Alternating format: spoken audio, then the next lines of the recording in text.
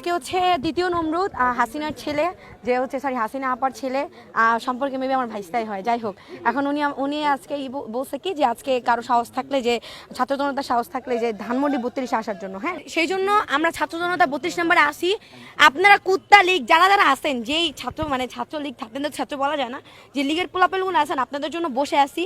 আর আপনারা তো অনেকে আমাকে মেসেজ করেন, আমার ইনবক্স পুরো ফুল, আমার বিভিন্ন কমেন্ট বক্সে সব জায়গায় ফুল হয়ে রয়েছে। এটা দেখে যে ভাই আপনি একটু সাইডে যান, এই সে ভুইরা ফেলছে যে তুই আসিস, তোরা দেখা নিব, তুই একদিন তোরা পাইয়ানি।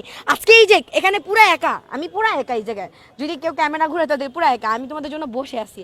আসেন আপনারা, কোথা থেকে কে আসেন, আমি আপনাদের জন্য 32 নম্বর স্টিল বসে আছি।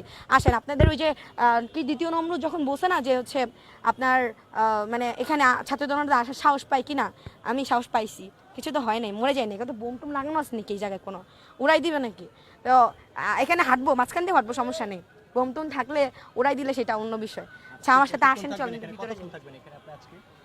বেশিক্ষণ না, দেখি যেহেতু প্রেস ব্রিফ করে দিলাম, হয়তো আমাকে যদি কেউ ধরতে আসে অবশ্যই কিছুক্ষণের মধ্যে আসবে, বাট আসি। যদি কেউ কোনো লিগের যদি আমার সাথে দেখা করার ইচ্ছা থাকে তাহলে চলে আসেন, আমি আসছি এখানে।